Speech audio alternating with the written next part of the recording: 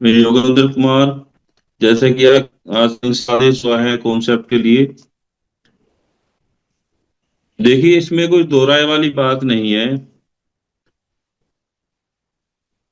कि जो लोग जुड़ते हैं, इकट्ठा होते हैं, संघ में रहते हैं, जीत हमेशा उनकी होती है। और वो लोग हमेशा जीते हैं। चाहे पुरातन इतिहास अपना ले लें, और चाहे अभी जो इस समय चल रहा है उसको आप ले लें। वो लोग, जो लोग संघ में रहते हैं, उनके बच्चे भी सुरक्षित रहते हैं, उनका विकास भी सुनिश्चित है, और वो सभी लोग सुखी सुखी भी रहते हैं। सारे सुखों का अनुभव वो लोग करते हैं। अभी आप देखेंगे कि इस देश में जितने भी जाट हैं, वो सब लोग इकट्ठा रहते हैं अपने संघ में। जो इनके पुरखे थे सर छोटू राम जी, और बाबा साहब के बड़े नजदीकी थे, और बाबा साहब के बताए रास्ते पर ही वो चलते थे, उनकी बात बहुत मानते थे। तो सर छोटू राम जी ने कहा कि भाई जाटो इकट्ठे हो जाओ, वरना मारे जाओगे। और तभी से सारे जाट आज इकट्ठा हैं, उनकी तरफ कोई उंगली भी नहीं उठा सकता। इस देश और दुनिया में लगभग 2 करोड़ सिख हैं। अगर किसी सिख की पगड़ी की तरफ किसी ने उंगली भी उठा दी, तो पूरी दुनिया के सिख इकट्ठा हो जाते हैं, सड़कों पर आ जाते हैं। किसी की हिम्मत नहीं तो उनका बाल भी बांका कर दे। इस देश और दुनिया में जितने भी ईसाई हैं, वो चाहे भिन्न भिन्न देशों में रहते हों, उनकी तरफ कोई आंख भी नहीं उठा सकता। और सारे देश इकट्ठा होकर उसका सामना करते हैं जो उसकी तरफ उंगली उठाता है। इस देश में मुस्लिम है। मुस्लिम चाहे कितनी भी जातियों में बटे हों, लेकिन वो इस्लाम के नाम पर एक हैं। आप देखते होंगे, उन्हें कोई कुछ भी कह ले, उनके लिए कुछ भी बोल दे, लेकिन ना ही तो कभी उनकी बहन बेटी को छेड़ता है, ना ही उनके कोई बच्चे को पीटता है, और ना ही उनके साथ में कोई अभद्र व्यवहार करता है। मुंह से भले कुछ भी कह ले, क्योंकि सबको पता है कि ये लोग संघ में रहते हैं। जितने नाम मैंने गिनाए हैं, वो सभी के सभी लोग संघ में रहना हमारे से ही सीखे हैं। क्योंकि संघ की जो प्रथा थी, संघ में रहने का जो काम था, वो हम समनों का ही था, हमारा ही था। लेकिन कुछ लोग यहाँ आए बाहर से, और बड़ी चालाकी से हमारे भोले भाले जितने समण थे उनको बांटने का काम किया, उनको तोड़ने का काम किया। अगर मैं उदाहरण के रूप में बताऊं, तो जैसे कि आज हम हिंदी भाषा बोलते हैं, ये परिवर्तन कैसा है, कैसे चेंज हुई हमारी संस्कृति, कैसे हमारी सभ्यता चेंज हुई, उसके मैं कुछ उदाहरण दूं। तो उसमें आज हम हिंदी भाषा बोलते हैं, लेकिन हिंदी भाषा में बहुत सारे शब्द हम ऐसे हैं जो हम अंग्रेजी के बोलते हैं, उर्दू के बोलते हैं, और फारसी के बोलते हैं, और अन्य भाषा के भी शब्द हम बोलते हैं। वो आखिर जो शब्द हैं, ये हमारी भाषा में कहाँ से आ गए? चाहे समाज का अनपढ़ व्यक्ति हो, चाहे पढ़ा लिखा व्यक्ति हो, लेकिन बोलचाल में वो शब्द सभी के मिलेंगे। जैसे कि अगर किसी का एक्सीडेंट होता है, तो अनपढ़ व्यक्ति भी कहता है, जो पढ़ा लिखा नहीं है, कि फलाने का एक्सीडेंट हो गया। तो ये अंग्रेजी का शब्द है।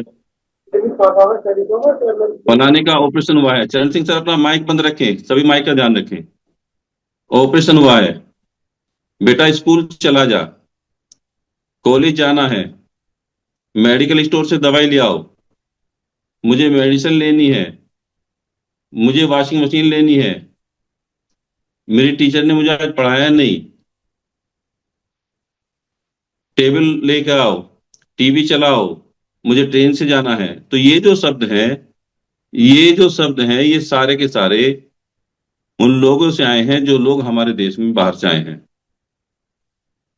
इसी तरह से उर्दू के बहुत सारे शब्द हैं जैसे कि दोस्त है, ये भी उर्दू का शब्द है। शुक्रिया, दिल, औरत, दर्द, जिगर, मोहब्बत, शाम, आम, ये तो आम बात हो गई, तमीज, ये सारे शब्द जो हैं उर्दू के हैं।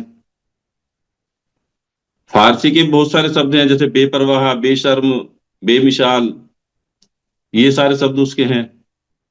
इसी तरह से जो हमारी स्थापत्य कला थी, मंदिरों का निर्माण था या भवनों का निर्माण था, उसमें भी जितने बाहर से लोग आए, उसमें भी जो है बदलाव आए।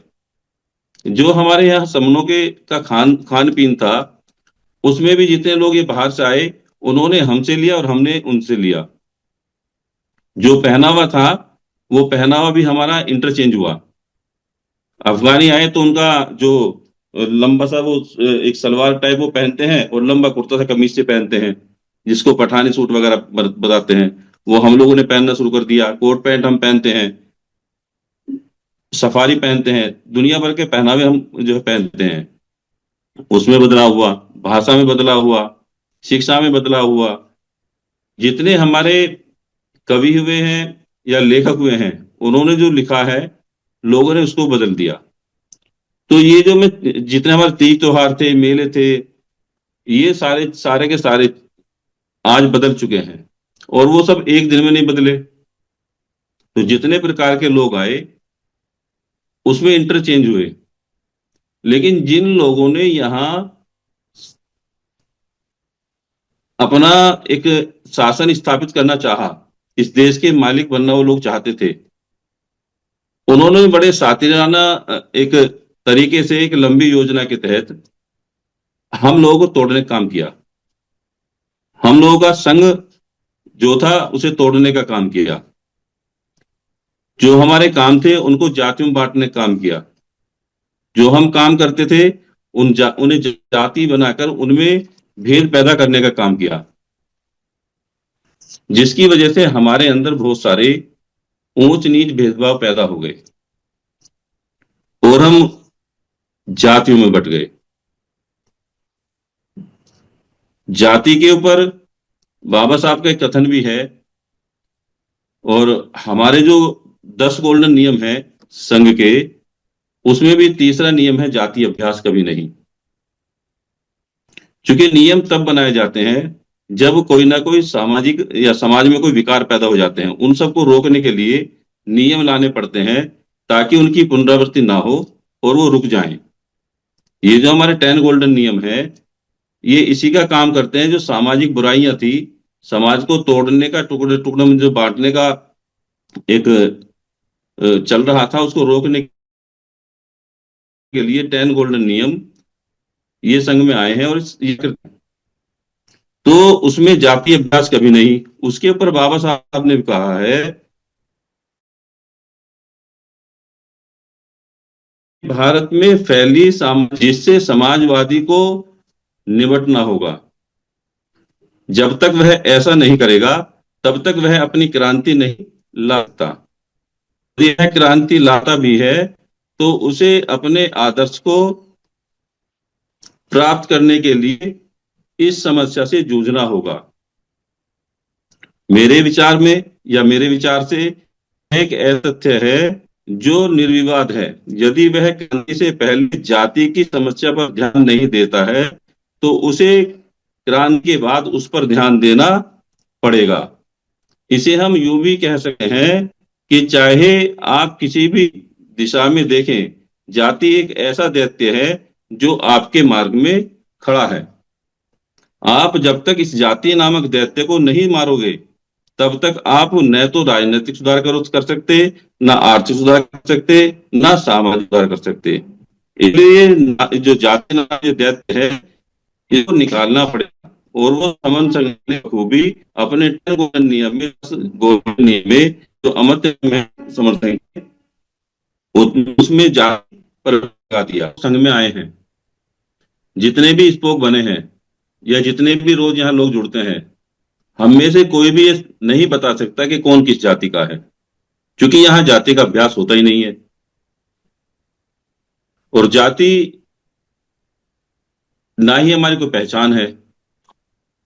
यहाँ केवल एक पहचान संघ के द्वारा लोगों को दी गई है, जो हमारी पुरातन पहचान है, जिसको मिटा दिया गया, जिसको भुला दिया गया, जिसको खत्म कर दिया गया, जिस पहचान के तहत हम सभी लोग एक थे।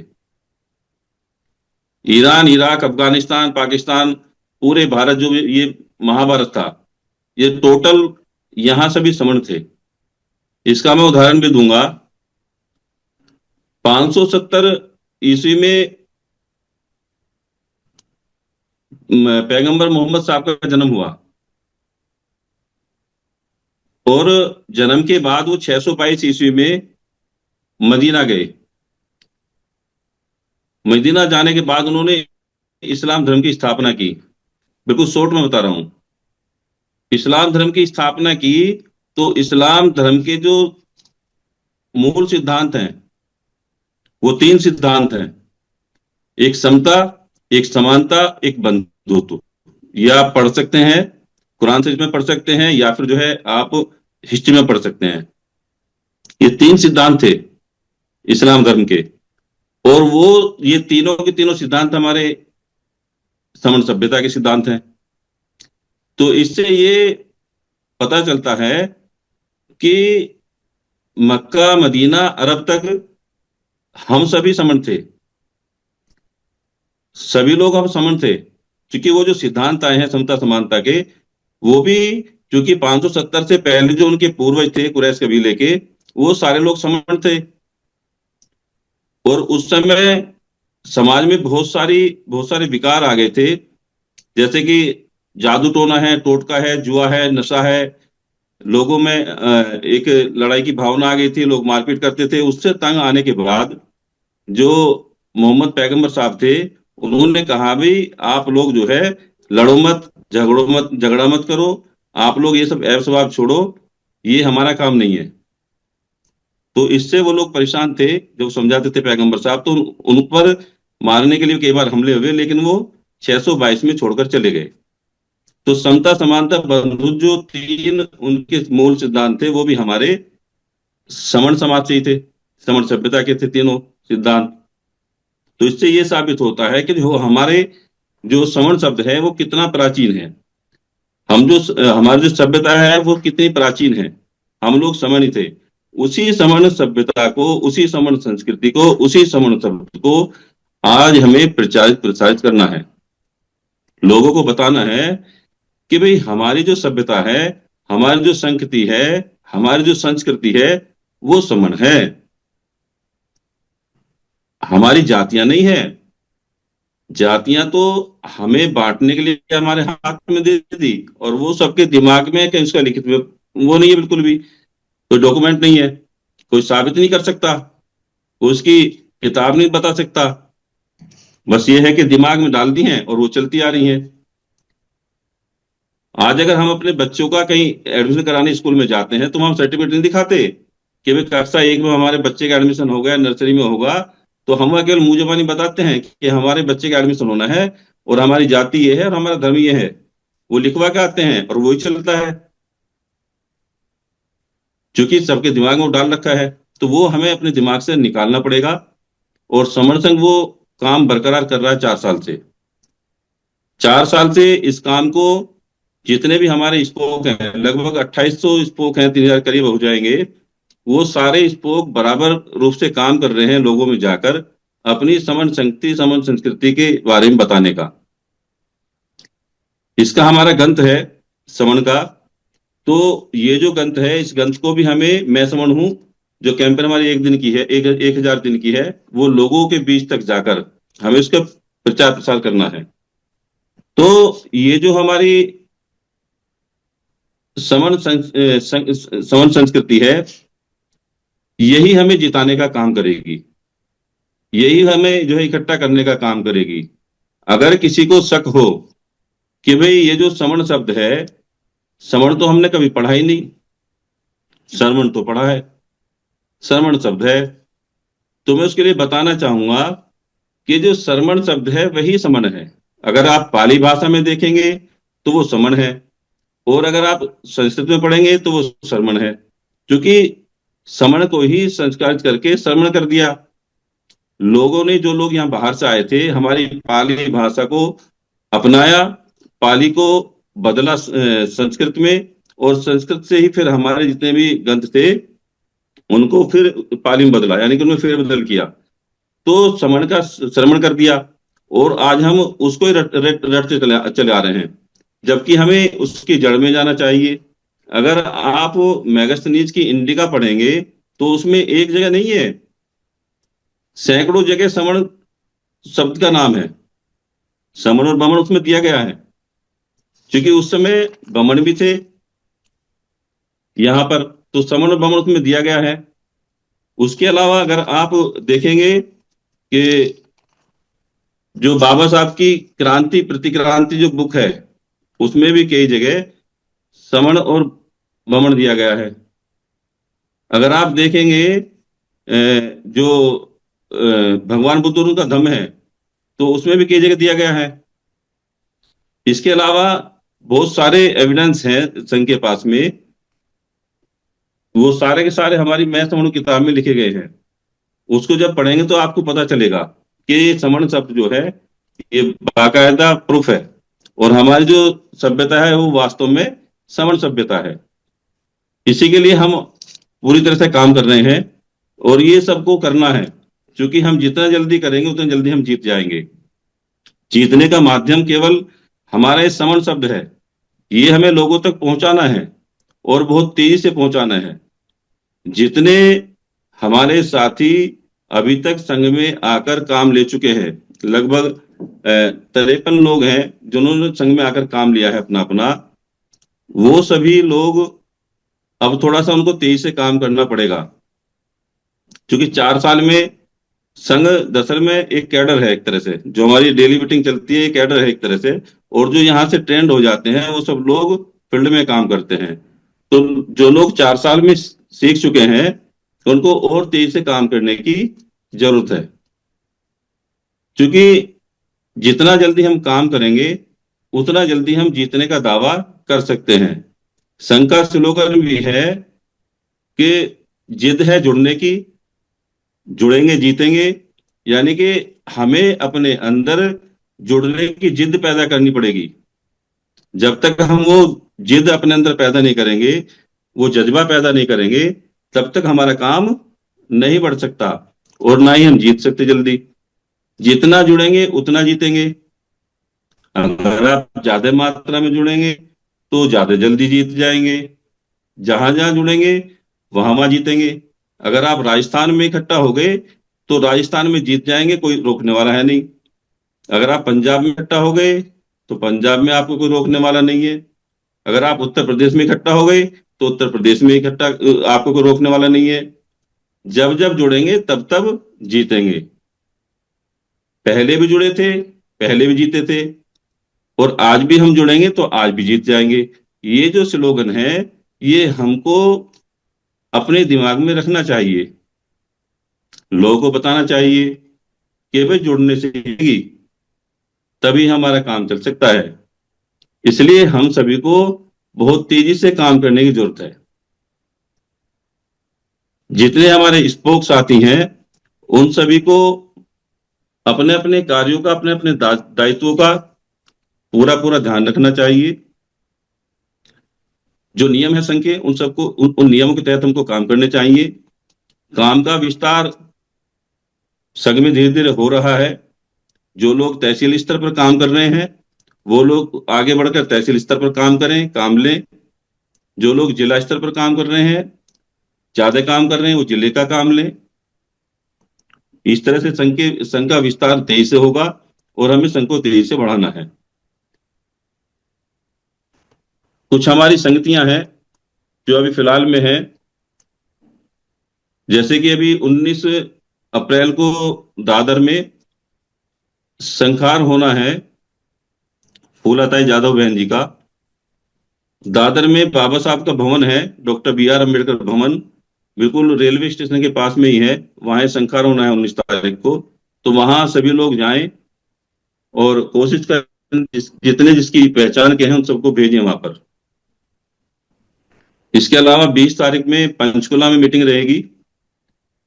संत शिरोमणि रविदास भवन है वहां पर पंचकुला में, वहां ये 20 तारीख में मीटिंग है, तो वहां भी जाएं। इसके अलावा 27 तारीख में अ,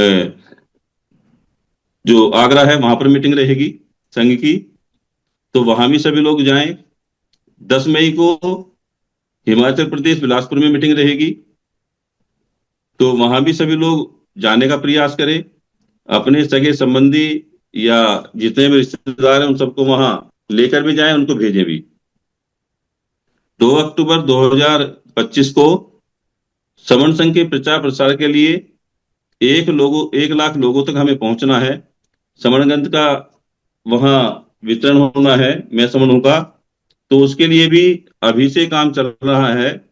और उसके लिए सभी लोग अभी से नाम लिखा दें, अपने अपने रिजर्वेशन करा लें। वहां रहने की, खाने की, वहां कोई भी आपको परेशानी नहीं होगी, उसका इंतजाम कर लिया जाएगा। इसके अलावा 9 नवंबर को 11वीं मीटिंग हो, तो उसकी भी तैयारी चल रही है, तो उसमें भी अभी सभी लोग प्रतिभाग करें। आने वाली जो संगतियां हैं उसके लिए भी जो स्टेट हैं, जो हमारे दूसरे राज्य हैं, और उनमें बहुत सारे संघी हमारे काम कर रहे हैं, तो उसमें अपनी डेट, मीटिंग की डेट और मीटिंग का स्थान वो सुनिश्चित कराएं, ताकि उसकी तैयारी पहले से हम कर सकें। मैं एक कथन और बाबा साहब का आपके सामने पढ़ना चाहूंगा, और ये 15 अक्टूबर 1956 का है। साहब ने एक तरह से इस कथन के द्वारा हमें चेताया था, सावधान किया था कि अभी हम मंजिल पर नहीं हैं, अभी हमारी नौका बीच मझधार में ही है। ऐसे में हमारी नौका कब डूब जाए कह नहीं सकते, इसलिए आपसी झगड़े छोड़ दो, मेरा आंदोलन जीवित रखो, सुसंगठित रहो, यानी कि संघ में रहो, इसी में तुम्हारा उद्धार है, यही उद्धार का मार्ग है। तो बाबा साहब ने चेताया था कि भाई संगठित रहो, संघ में रहो। उन्होंने ऐसा नहीं कहा कि भाई आप लोग संगठन संगठन खेलो, आप संगठन बनाओ। क्योंकि हम लोग अभी 14 अप्रैल गई है, बाबा साहब का जन्मदिन गया है, हम लोगों ने बाबा साहब के टुकड़े करने में कोई कोर कसर नहीं छोड़ी। और मैं तो कहूंगा जितने भी ये संगठन वाले हैं, इनको अपना ये मूर्खपन छोड़ना चाहिए। संघ 4 साल से बराबर चिल्ला रहा है कि भाई इकट्ठा होने से बात बनेगी, तो आप क्यों यार ये प्रदर्शन कर रहे हो दूसरों के सामने कि भाई हमारे 29 लाख टुकड़े हैं। 29 लाख तो 4 साल पहले थे, अब तो और भी हो गए होंगे, 30 लाख हो गए होंगे। तो इनको शर्म आनी चाहिए कि भाई अब तो हम कम से कम हमारा सब कुछ जाने को तैयार है, कुछ बचा नहीं है। क्यों इस भोले वाले समाज को आप धोखा देने पर लगे हो, क्यों इसको लूटने खसोटने पर लगे हो, कब इसका पीछा छोड़ोगे। इनको शर्म आनी चाहिए, और शर्मदार होंगे तो संघ में सब लोग जुड़ेंगे, इकट्ठा होंगे, संघ के नियम मानेंगे। हमें भी एक काम करना चाहिए, जितने हमारे संघी हैं जो काम कर रहे हैं उन सभी को अब लोगों के बीच जाना चाहिए और संगठनों का दामन छोड़ देना चाहिए, इसी में हमारी भलाई है। क्योंकि संगठन संगठन खेलते हुए 74 साल हो गए, और 74 साल में तस्वीर आपके सामने है, बताने की जरूरत नहीं, क्योंकि रोज यहां बताया जाता है। सारी स्थिति आपके सामने है, ना अधिकार बचे हैं, ना हम बचे हैं, ना शिक्षा बची है, ना हमारे बच्चे बचे हैं, ना रोजगार बचा है, कुछ भी नहीं बचा। जो 2 4 10 5 साल की जिसकी नौकरी है, जिसके पास में थोड़े बहुत संस्थान है, जिसके पास में थोड़ी जमीन जायदाद है, वो सब जाती रहेगी। किसी भूल में मत रहो बिल्कुल भी, ये सब तुम्हारा जाने वाला है, खत्म होने वाला है, इसलिए इकट्ठा हो जाओ। और सभी जितने भी संगठन वाले लोग हैं, मैं उनको दोबारा चेताना चाहता हूं समन संघ के माध्यम से कि सबके सब होश में आ जाओ। कुछ नहीं रखा, सब खत्म हो जाएगा आपका। ये राजनीति भी आपकी तब तक जिंदा है जब तक ये समाज के लोग आपके पीछे हैं। जिस दिन इनको ये आभास हो गया कि समन संघ ही हमारा उद्धार कर सकता है, और समन संघ ही हमारी आवाज है, समन संघ से ही हमारे सुख सुविधा, सुख और आपकी सुरक्षा और विकास हो सकता है। जिस दिन ये संघी लोग गांव के बीच पहुंच, उस दिन आपको, उस दिन बहुत देर हो जाए, नहीं बचोगे, मुंह दिखाने लायक नहीं बचोगे। इसलिए अभी भी समय, हमारे संगठन वाले हैं, चाहे वो 4 लाख एक्टिव हों और चाहे उनके भाई हों, उन सबको ये कहना चाहूंगा कि आप सभी लोग, अभी समय है, संघ में इकट्ठा होकर आ जाएं। वरना एक समय होगा जब देर हो जाएगी और लोग आपको किसी भाव भी पूछने वाले नहीं होंगे, क्योंकि आपके जो ये पद हैं, अध्यक्ष, मंत्री, बदनाम सचिव, बढ़िया हो जो आप गया। बने बैठे हो, अच्छा होगा सबका आवाज है। इससे इसको कोई पूछने वाला नहीं बचेगा। क्योंकि जब लोग समझना शुरू कर देंगे, और समझ रहे हैं बहुत तेजी से, जितना तेजी से समन संघ का काम चल रहा है, इतना तेजी से कभी किसी संगठन का या संघ उसका नहीं चल सकता। क्योंकि संघ संघ होता है, संघ सबका बाप है। वो चाहे कितने भी संगठन वाले हों, आप ऐसे समझिए जैसे कि छोटी छोटी तलैया और सागर महासागर, तो आप उसका एक टुकड़ा भी नहीं हो। लेकिन आप इस संघरूपी महासागर में आ जाओगे तो इसका हिस्सा बन जाओगे, और आपकी जो पावर है वो और बढ़ जाएगी। आपको यहाँ लोग मिलेंगे, पूरे देश के 85% लोग आपको फिर जो है देखेंगे, फॉलो करेंगे। इसलिए सभी का संघ में आना जरूरी है। वो चाहे संगठनों के नेता हों, संगठनों के अध्यक्ष, मंत्री, या जितने भी हों ये बने बैठे हैं अपने आप में, और चाहे हमारे नेता हों जो राजनीति करते हैं, उन सबका संघ में स्वागत है। सब लोग संघ के 10 गोल्डन नियम आत्मसात करें और संघ से जुड़ें। तभी हम 85% अपने लोगों का भला करने का दावा कर सकते हैं। अन्यथा ये सब छोड़ दें, दिखावा, लोगों को बहकाना, लोगों को बरगलाना कि हम आपके हितैषी हैं, हम आपके लिए काम करते हैं।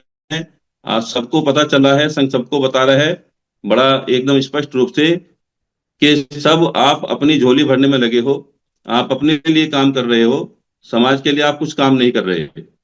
अगर आप समाज का काम करते तो 70-75 साल में जो बाबा साहब ने कहा था कि मेरे कारवा को अगर आप आगे ना बढ़ा सको तो यहीं छोड़ देना, तो आपने तो वो भी नहीं मानी।